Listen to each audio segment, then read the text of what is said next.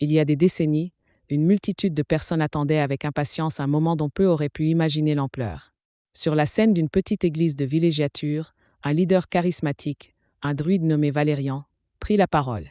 Sa voix résonnait de sagesse et de conviction, alors qu'il révélait aux fidèles l'existence d'un ancien oracle longtemps gardé secret, caché dans les profondeurs des montagnes de l'Éternel Cove. Ce message, conservé dans le silence par peur du jugement, s'ouvrait enfin pour éclairer les consciences et éveiller l'âme humaine. Quelle vérité l'oracle avait-il à nous transmettre, ce chant ancien? Pourquoi avait-on choisi de garder son contenu secret si longtemps? Plus que jamais, il était temps d'écouter attentivement, car ce message pouvait être la clé pour transformer notre existence et le destin collectif de notre peuple. Valérian, avec une chaleur presque palpable émanant de son être, nous invitait à ouvrir nos cœurs à l'humilité, à respecter la terre et à restaurer notre lien avec les ancêtres, tout en nous immergeant dans les traditions de nos ancêtres. Étions-nous émotionnellement prêts à découvrir ce que l'univers avait préparé pour nous? Avant de poursuivre, je vous encourage à devenir membre de cette communauté dynamique, à partager vos pensées et à inscrire le nom d'un être cher qui a besoin de lumière et de prière. En unissant nos intentions, nous porterons ensemble des champs énergiques qui se mêleront aux échos anciens de ce lieu sacré. Souvenez-vous, les esprits nous écoutent quand nous nous approchons d'eux avec sincérité et respect. Depuis des décennies, le mystère de cet oracle a captivé l'imaginaire populaire. De nombreuses voix ont spéculé sur le contenu réel de ces révélations, léguées par des sages au début du siècle dernier. Les apparitions aux 3 jeunes voyants de l'Ouest, Aeliana, Fenri et Orin, ont marqué un tournant d'une grande portée dans l'histoire spirituelle de leur communauté. Avec une immense prévoyance et un profond engagement, Valérian décida finalement de dévoiler les secrets, reliant le passé au présent d'une manière qui resterait gravée dans les mémoires. Que souhaitait nous transmettre cet oracle? Pourquoi a-t-il été ignoré si longtemps? Ces interrogations tourbillonnaient parmi les croyants en quête de réponses sincères et significatives entourant ce qui se disait. Étonnant était de penser que la sagesse ancestrale avait été transmise à 3 jeunes âmes choisies pour porter une vérité si fondamentale. Les apparitions captivantes de l'oracle avaient apporté un appel pressant à la connexion avec la nature, à la rédemption personnelle et à la célébration de l'héritage spirituel. Le 3e secret, marqué par des spéculations et des théories, touchait des cordes sensibles chez ceux qui désiraient ardemment comprendre la vérité. En révélant cela, Valérian ouvrait une voie vers une compréhension plus profonde des intentions célestes, nous rappelant l'importance de la dévotion, de la contemplation et du respect de l'équilibre naturel comme moyen de sécurité spirituelle. Loin d'être un récit anodin, le secret était rempli de symbolique, continuant d'impacter les croyants d'aujourd'hui. Ce 3e secret n'était pas seulement une information spirituelle, il était aussi un avertissement vivant. Valérian nous invitait à réfléchir à son contenu avec une humilité authentique et une foi renouvelée, gardant à l'esprit que les sages avaient toujours été présents durant les moments cruciaux de l'humanité, nous guidant vers une vraie connexion et une émergence éclairée. À travers les mots transmis par l'oracle, il nous exhortait à renforcer notre engagement envers la spiritualité, à réjouir et servir la nature et à nous consacrer au bien-être de notre communauté. Il nous avait transmis les éléments essentiels pour nous protéger dans les temps d'incertitude, et ce 3e secret était une pièce maîtresse pour appréhender le chemin artistique de notre avenir. Les révélations de l'oracle étaient toujours parsemées de sens cachés, invitant à une méditation profonde sur notre foi et nos actions dans ce monde en perpétuel changement. Lorsque Valérian partageait le contenu du secret, le message était indéniablement clair. Nous devions être spirituellement et émotionnellement préparés à affronter les épreuves de l'existence. L'oracle nous rappelait sans cesse les dangers qui nous guettaient, mais également le soutien puissant qu'il nous offrait. C'était le moment de renforcer notre lien avec nos racines, d'approfondir notre engagement et de faire confiance au pouvoir de l'unité pour surmonter les tumultes du quotidien. La révélation du 3e secret ne devrait pas engendrer de la peur, mais susciter l'espoir. C'était un rappel que même dans les temps sombres, la sagesse ancestrale était là pour nous soutenir, toujours polarisant notre chemin vers la lumière. Ce 3e secret enseignait également que la bataille spirituelle était une réalité à prendre en compte. Dans ce message puissant, nous étions invités à ne jamais perdre espoir, à persévérer dans la pratique et à mener des luttes contre les forces adverses avec le soutien et la force de notre communauté dans l'esprit. Cette révélation est une invitation à revigorer notre engagement envers l'univers, envers chaque être vivant, et envers les traditions qui nous fédèrent. Valérian tenait sa promesse d'illuminer ce mystère, et maintenant, il était de notre responsabilité d'y répondre avec une foi armée d'amour et d'espoir. Nos ancêtres, dans leur sagesse infinie, nous avaient offert les outils pour combattre toute obscurité. Ainsi, en révélant ce 3e secret, Valérian nous permettait d'observer notre monde avec des yeux renouvelés. Le véritable message de l'oracle n'était pas un cri de désespoir, mais une invitation à l'engagement. Nous étions appelés à trouver refuge dans notre héritage spirituel, à chanter des hymnes d'amour et à croire en la puissance du collectif pour nous guider à travers les ténèbres. Mais cela ne constituait que le début d'une vérité plus complexe, une qui nous fortifierait dans notre quête de conseils ancestraux. Le récit des révélations anciennes nous plongeait dans une époque de grande incertitude, marquée par des conflits et des luttes interminables. Au milieu de ce tumulte, l'oracle faisait résonner un message de force et d'espoir à travers notre foi. Lorsque les 2 premiers secrets furent révélés aux sages en 1935, il devint évident que des forces obscures étaient à l'œuvre, mais que grâce à la prière commune et au rituel collectif, il était possible de les surmonter. Ce 3e secret, gardé sous le sceau du silence jusqu'au siècle actuel, représentait l'aboutissement de ces messages, nous poussant vers une profonde réflexion sur le chemin que l'humanité devait emprunter pour restaurer l'harmonie. Aeliana, la plus âgée des 3 visionnaires, continua de partager ses souvenirs et ses réflexions sur ces révélations tout au long de sa vie. Grâce à ses écrits, nous avons eu un accès précieux aux événements entourant ces révélations. C'était elle qui, d'abord avec défi, avait partagé les 2 secrets et son vécu devint capital pour comprendre l'impact de ces messages dans la spiritualité des générations à venir. À travers Aeliana, l'oracle se rappelait à nous la nécessité de la rédemption, de la prière quotidienne et de l'amour inconditionnel envers notre terre comme voie d'accès au divin. L'impact des révélations fondamentales n'était pas limité à ce moment-là. Leur message continue de faire écho dans les cœurs de ceux qui croient, les exhortant à réfléchir sur leur existence et l'état de notre monde. À une époque où l'humanité devait faire face à des défis sans précédent, les paroles de l'oracle retentissaient avec une force vitale jamais vue auparavant, encourageant une connexion renouvelée à travers la pratique spirituelle, un renouvellement commun de la foi dans le face-à-face de l'adversité. Dans un petit village niché entre les montagnes d'Écosie, entouré de brumes mystiques et de lacs étincelants, se tenait une légende transmise de génération en génération. Ce récit concernait Léona, une jeune femme connue pour sa bravoure, sa douceur et sa foi inébranlable. À l'époque, la communauté traversait des temps incertains, marqués par des conflits internes et des croyances vacillantes. Léona, avec son esprit lumineux, était devenue un phare d'espoir pour les villageois, appelant chacun à la réflexion et à la prière. Les villageois savaient que Léona avait reçu des visions mystérieuses, des messages qui semblaient émaner des profondeurs de leur histoire collective. Ces visions n'étaient pas de simples rêves, mais des révélations frappantes, remplies de symbolismes puissants. Un soir, alors que les étoiles brillantes parsemaient le ciel sombre, Léona eut une nouvelle vision. Elle vit un immense dragon, ses écailles argentées brillant dans la lumière lunaire, menaçant d'engloutir le village dans les ténèbres. Mais au centre de cette nuit ténébreuse, une lumière éclatante apparut, illuminant le paysage et repoussant l'obscurité. Cette lumière n'était autre que celle d'un ancien manuscrit, celui des sages oubliés, qui contenait des secrets d'une sagesse infinie. Il avait été écrit par des ancêtres ayant fait face à des épreuves semblables. Les paroles de ce texte résonnaient avec une intensité nouvelle. Elles appelaient à un retour à la foi, à la compassion et à une renaissance spirituelle. Rappelez-vous, murmuraient les échos, que c'est par l'amour et la compréhension que vous trouverez la véritable force.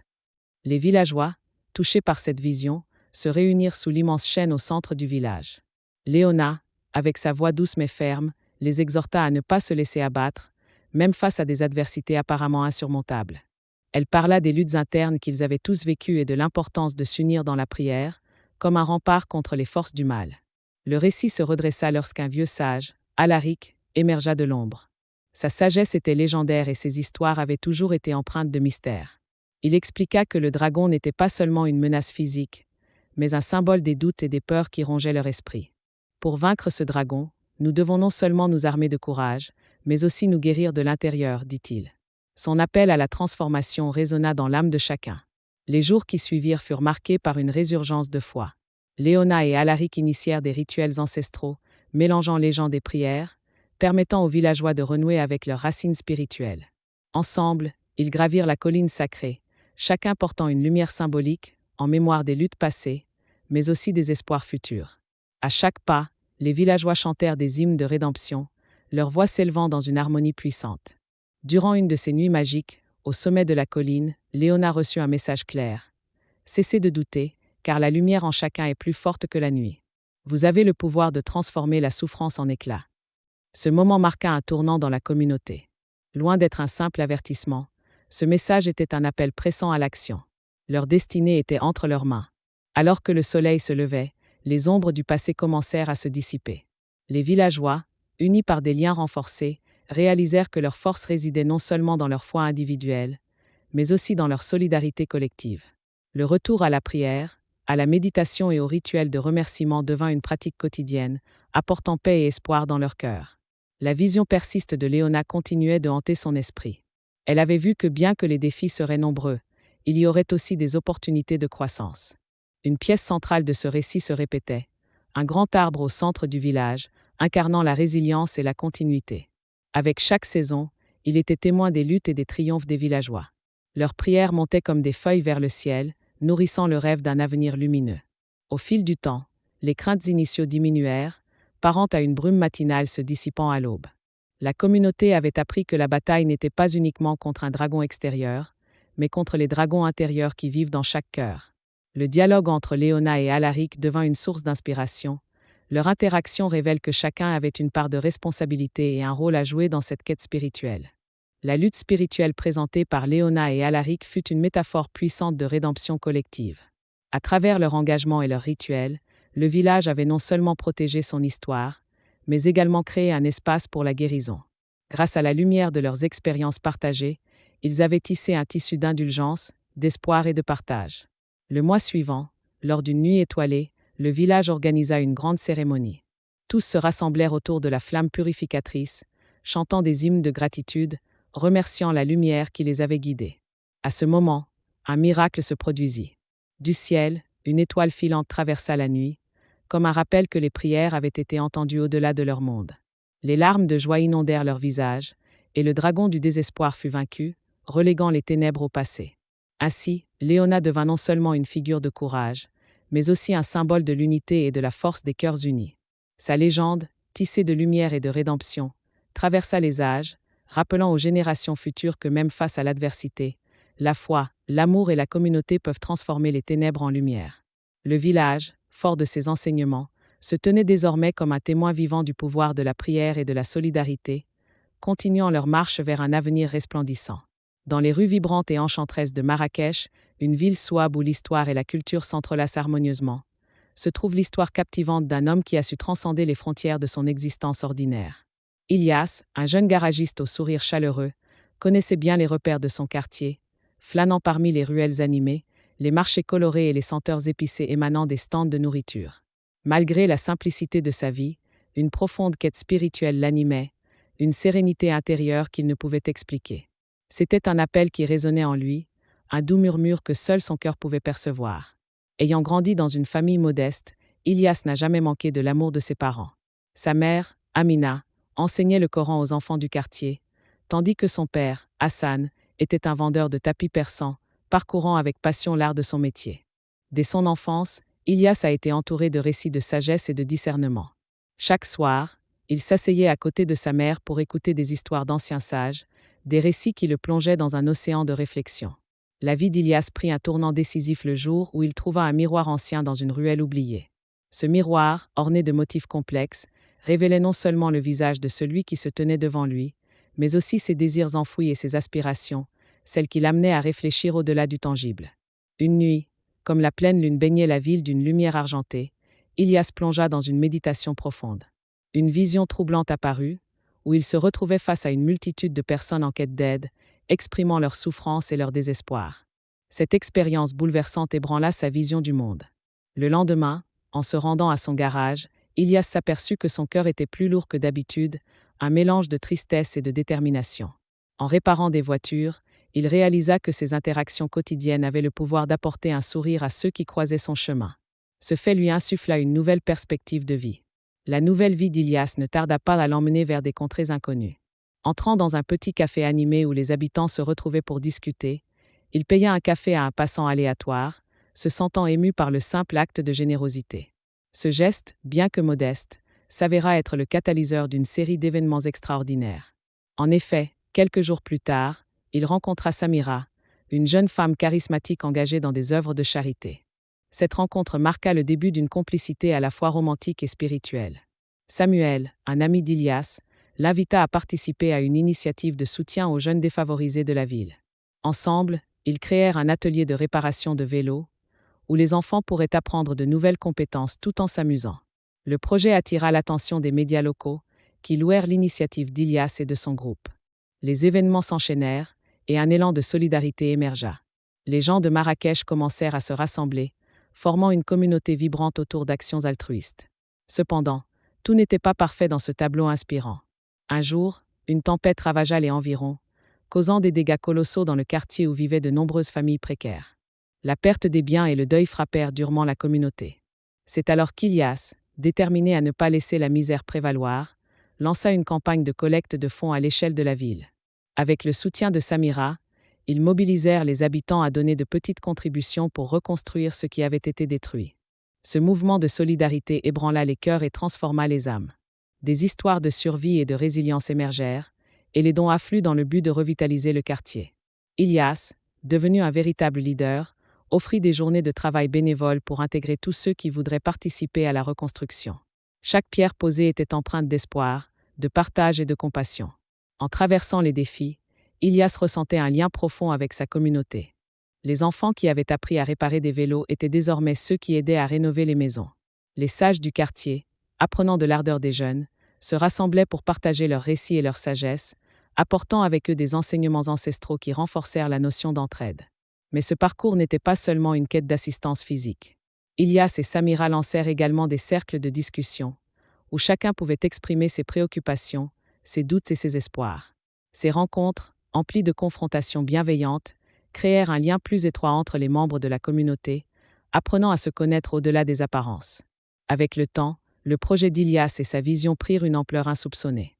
Les événements organisés attirèrent l'attention de plusieurs médias et ONG, qui vinrent admirer ce symbole d'unité et d'espoir. Ils réalisèrent alors que les petites actions d'un homme ordinaire pouvaient engendrer des changements significatifs. Ilias, se tenant devant des foules de plus en plus nombreuses, s'exprimait avec humilité et passion. Il soulignait l'importance de se rassembler dans les moments difficiles, de tendre la main à ceux qui souffrent et de bâtir ensemble un monde meilleur. Son histoire, parsemée d'épreuves et de victoires, devient celle d'une véritable légende. Ainsi, Ilias devint non seulement un homme de foi, mais également une figure emblématique d'espoir et de résilience, prouvant que même les âmes les plus simples, animées par un esprit d'entraide, peuvent illuminer les vies de milliers de gens. Encadré par des valeurs d'amour et de solidarité, son parcours nous rappelle que chaque geste, aussi minuscule soit-il, peut catalyser des transformations fascinantes. Dans l'obscurité d'une petite ville côtière, où l'air était saturé d'une douce odeur de sel et de mystère, un personnage intrigant du nom d'Émile, un jeune bibliothécaire aux yeux perçants et à l'âme tourmentée, se trouvait confronté à une énigme qui risquait de bouleverser son existence tranquille. Les murmures du vent et le fracas des vagues accompagnaient le développement d'une histoire à couper le souffle. Émile était connu pour son dévouement aux malheureux et aux délaissés. La lumière de ses convictions brillait intensément à travers les murs de la bibliothèque, où il passait des heures à lire et à s'occuper des sans-abri qui trouvaient refuge dans les ouvrages. Un jour, alors qu'Émile feuilletait un vieux livre poussiéreux qu'il avait trouvé au fond d'une étagère oubliée, il tomba sur une prophétie oubliée. Ce texte ancien, écrit par un sage nommé Giuseppe des siècles auparavant, prophétisait l'arrivée d'un individu capable de transformer la société par ses actes de compassion et ses gestes d'amour. Les mots résonnaient puissamment en lui, évoquant des thématiques qui, bien que vieilles, semblaient tout à fait pertinentes dans le contexte actuel. Chaque geste de bonté le renvoyait au passage de ce sage. Chaque fois que vous aidez un de mes plus petits, c'est à moi que vous le faites. Ces mots prenaient une résonance particulièrement forte à la lumière de la montée des inégalités et de l'indifférence galopante observée dans son monde. Émile se sentait poussé à agir, mais la question le hantait. Comment une seule personne pouvait-elle véritablement faire la différence dans un monde si vaste et chaotique ? C'est alors qu'un événement déclencheur survint, un drame qui lui dévoilerait sa destinée. Lors d'une nuit orageuse, une tempête balaya la ville, et avec elle, les eaux de la mer se soulevèrent dans un rugissement violent. C'est durant cette tourmente qu'il reçut une visite inattendue. Un mystérieux étranger, vêtu de noir, avec un air sombre mais engageant, pénétra dans la bibliothèque. Il se présenta sous le nom de Lucien, un nom qui évoquait une lueur dans la brume épaisse de son aura. Lucien avait des histoires à raconter, des récits d'anciennes prophéties et de destinées entrelacées, et chaque mot qu'il prononçait semblait vibrer avec une intensité hors du commun. « Émile, murmura-t-il d'une voix grave, tu es celui qui doit comprendre la portée de cette prophétie. Les mots du sage Giuseppe ne sont pas de simples métaphores. Ils sont le reflet d'un monde sur le point de basculer. » Cette révélation ne stimulait pas seulement l'imagination d'Émile, mais éveillait également un sentiment d'urgence, lui disant que le temps était compté. Les jours passèrent, chacun plus chargé en tension que le précédent. Émile, guidé par les visions de Lucien, commença à rassembler ceux qui partageaient une adhésion commune à sa cause.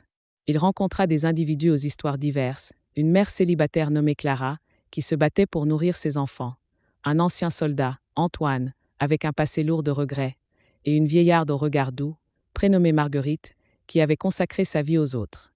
Ensemble, ils formèrent un groupe résili désireux de donner un sens à la prophétie. Alors qu'ils s'engageaient dans des actions de charité, des transformations profondes commencèrent à se produire. Émile réalisait que ces gestes, bien que modestes, contribuaient à créer une communauté plus unie. Mais une ombre se profilait à l'horizon. Les rumeurs circulaient, et bientôt les autorités prirent note de leurs activités, les qualifiant de perturbateurs, voire de menaces à l'ordre établi. Les tensions montaient, et Émile, conscient des risques qu'il devait maintenant affronter, se sentit acculé. En parallèle, une autre histoire se dessinait. Lucien disparaissait lentement dans l'ombre, et Émile ressentait de plus en plus son absence. Chaque jour, il s'interrogeait sur ses réelles intentions et sur la nature de la prophétie qu'il avait à cœur de déchiffrer. Ces mots résonnaient encore dans son esprit, mais l'angoisse grandissait face à l'incertitude de ce qui allait suivre. La fameuse révélation à laquelle ils étaient tous assujettis se rapprochait, un climax qui allait décider du sort de la communauté. Dans un dernier acte de défi envers l'autorité, Émile et ses compagnons planifièrent un événement pour rassembler les habitants de la ville autour d'un message d'espoir sous le ciel étoilé. Ce rassemblement promettait de rassembler les cœurs et de réaffirmer l'esprit de solidarité. Mais à quel prix ? Les heures précédant l'événement étaient chargées d'électricité. Émile, au cœur de la tempête, se tenait sur le bord du désespoir, mais sa conviction restait intacte. Ce qu'ils avaient démarré ensemble était bien plus qu'une simple rébellion. C'était une renaissance. Pour chaque petit geste de bienveillance, il percevait une lueur d'espoir. Et même si le futur s'annonçait incertain, il se tenait prêt à affronter le défi, car au fond, il croyait en la portée immense de l'amour. Ainsi, la ville côtière se préparait à accueillir une nuit où des destinées seraient confrontées, où les mystères se dévoileraient, et où l'interaction du passé et du présent pourrait enfin révéler le véritable sens de leur quête. Souffrant du poids de l'incertitude, Émile savait qu'une chose était certaine. La lutte pour l'amour et la compassion ne devrait jamais cesser, quel qu'en soit le résultat. Les mots du sage Giuseppe continuaient à battre dans son cœur, déterminant son chemin dans cette histoire tumultueuse.